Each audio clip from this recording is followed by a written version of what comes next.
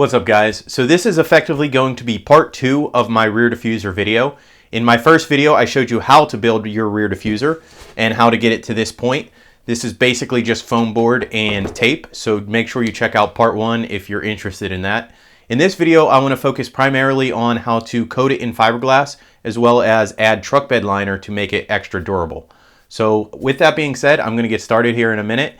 And it's probably going to take me about 2 days just because of the cure time for the fiberglass. When I built mine, it took close to a day and a half, but I had to let it set during the time I was at work to let the fiberglass harden. So with that being said, let's get started. So here are my materials. Firstly, I have 1 quart of fiberglass resin with the included hardener. If you're working on a full-size diffuser, you most likely will need 2 quarts or so, maybe a little bit more. Next, I have these mixing cups, which are 1 quart each. I like to use at least 2 because sometimes when you get your fiberglass resin in here and it hardens, it's difficult to get out. Other times it will actually peel out and you could reuse the same cup, but it's best to have a couple on hand. These brushes are very cheap at Home Depot. They're about $1 each. You definitely want to use brushes that are crappy and that you could throw away and that are natural. Otherwise, the fiberglass resin can just mess them up. These are all going to get messed up anyhow, but it's just fiberglass, so your best bet is to go with really cheap brushes. I have tape and scissors in case I need to readjust any of the tape that I worked on last time. I have this roller handle here, which I found works pretty well for pushing the resin into the woven cloth and making sure that the air bubbles get out. This is a cheap alternative to some more expensive tools that are out there. Next, I have my fiberglass cloth. And each of these packages contains 8 square feet. You most likely will need about 3 or 4 packages depending on how much you use, but I also have some extra left over from my last project. These packages go for about $7 each, so it's not very expensive. I also have my truck bed liner here. Like I said in my last video, you might be able to get away with using spray paint or Plasti-Dip, but truck bed liner is probably the best bet. It's going to be the most durable.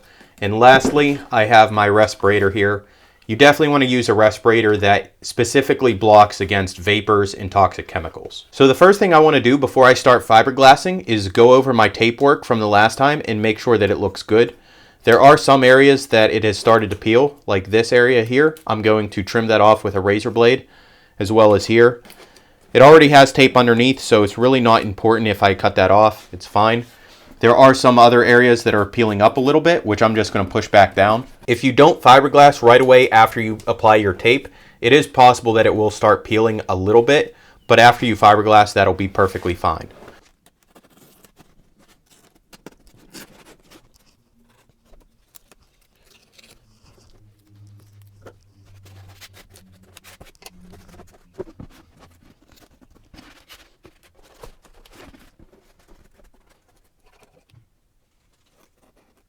Now that I have trimmed up my tape and everything looks good, I want to take out my fiberglass cloth and lay it out and figure out how I need to cut it.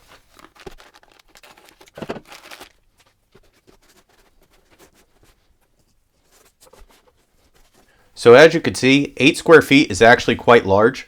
I really only need about 1 or 2 layers on these main areas here on each side. I could lay 2 layers. If I was building a real one, I would lay 2 layers because this isn't something you really want to cheap out on. Look at it this way. The more fiberglass that you use, the stronger it's going to be. So I would use 2 sheets on these areas and I would lay about 3 or 4 sheets in each of these joints. For this demonstration, I'm only going to use 1 piece on each of these sections and I'm still probably going to lay 2 sheets in the corners.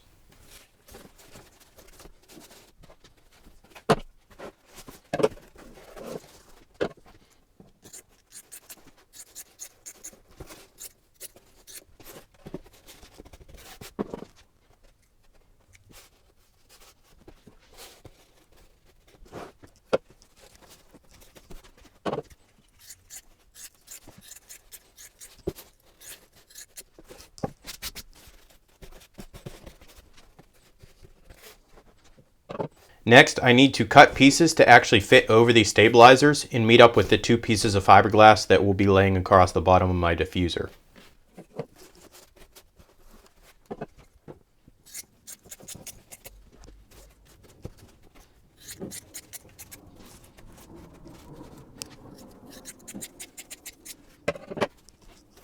Now that I have those pieces cut, I need to cut the pieces to fit inside these joints.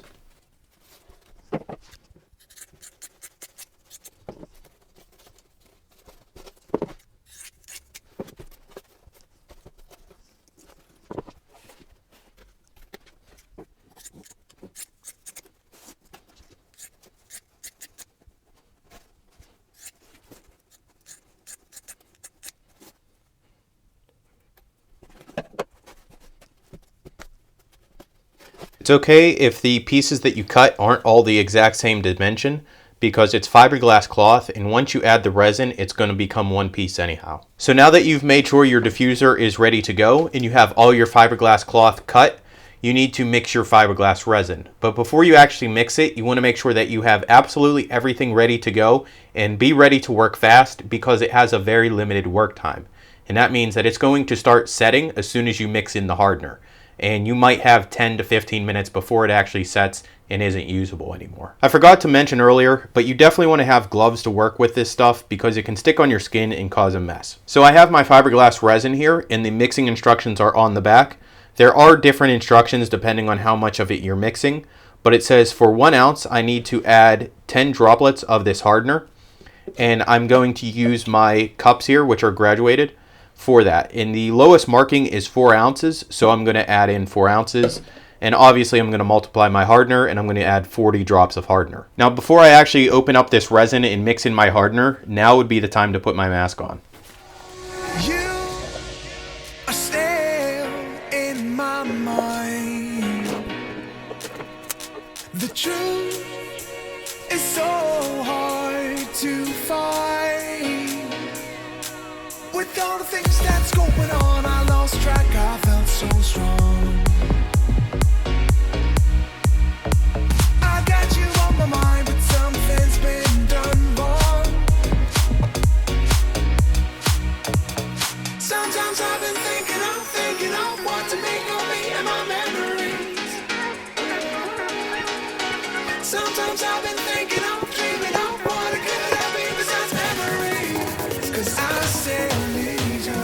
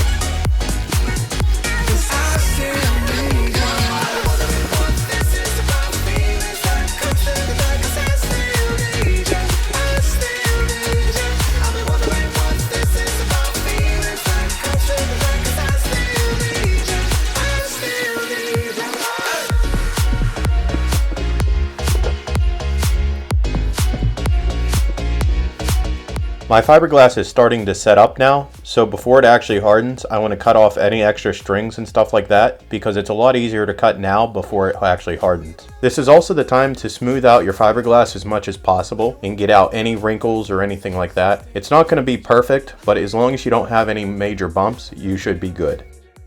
So I've let the first layer of fiberglass set for about an hour now. It's really not to the point that it's sandable. I need at least 2 hours for that, minimum at 70 degrees, but that's okay. I'm not worried about sanding it right now because I still have more fiberglass to add.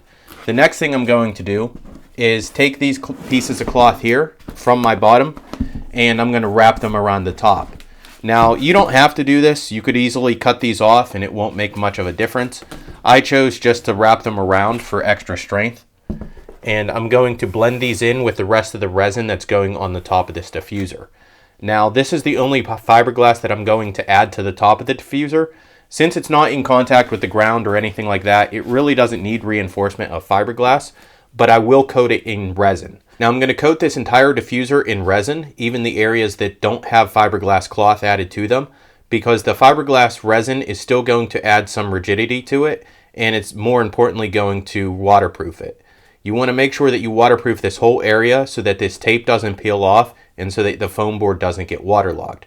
That being said, it is foam board, so it is foam, but still it's going to deteriorate faster if it's wet.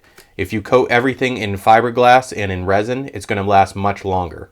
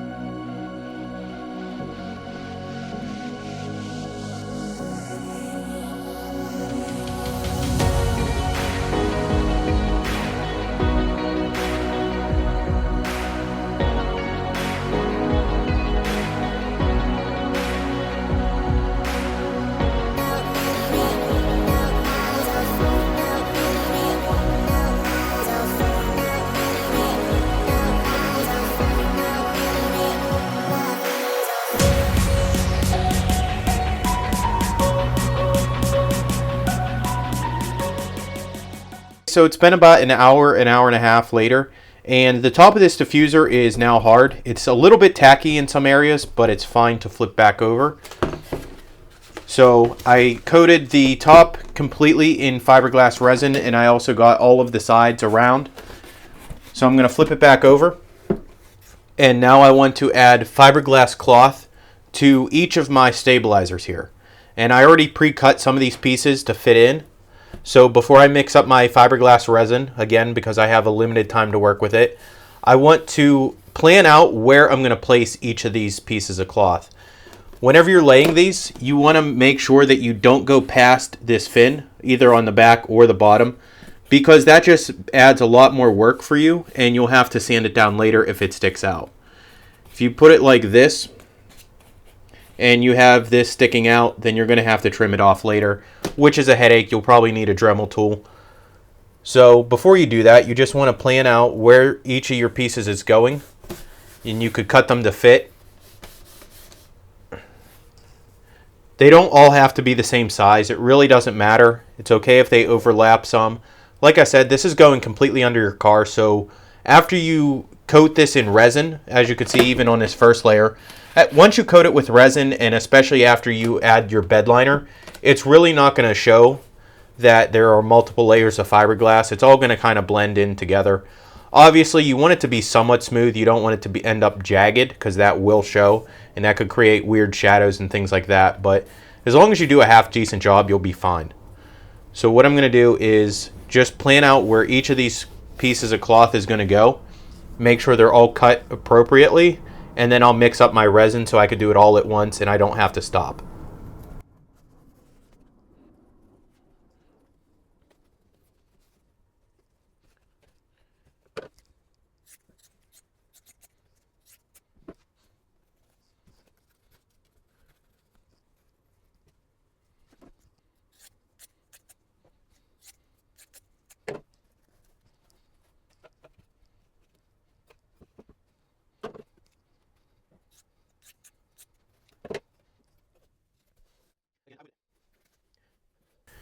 So now that I have my fiberglass cloth in place, I'm going to keep them in order, so once my resin is ready to go, I can put them right in place and I'm not struggling to figure out where I want to put them.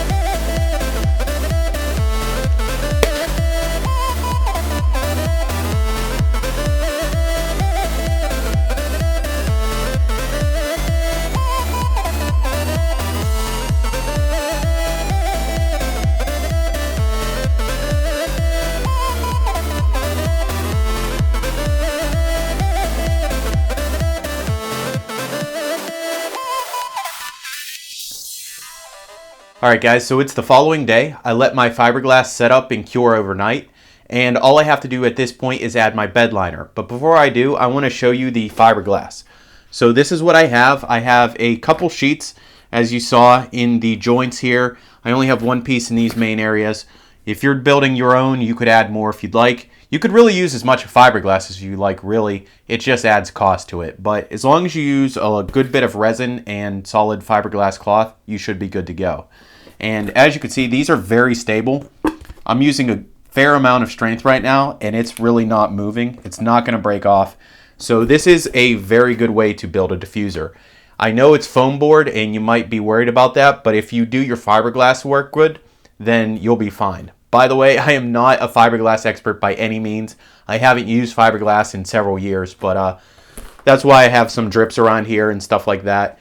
If this happens on yours, all you have to do is get a Dremel tool and sand it down. You can use sandpaper, but it will take longer, so I do recommend a Dremel tool. As you can see, I also have drips here. Again, it's going to be under your car anyhow, so it's not important, but if you want to finish that up, all you have to do is sand it down.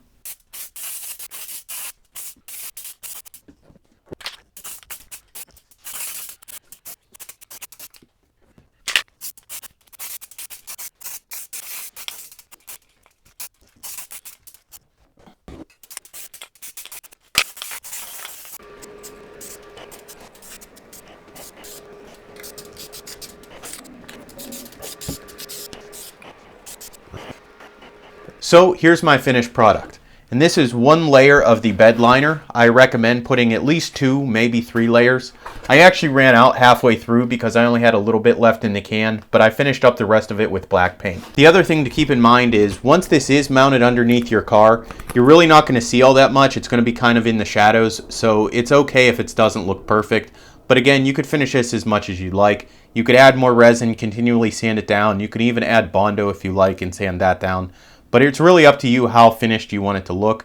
Obviously, this is a DIY, so it's not going to have the same level of, finish that a expensive diffuser would have. But a lot of those diffusers, at least from what I've seen, are usually upwards of about $400 or so.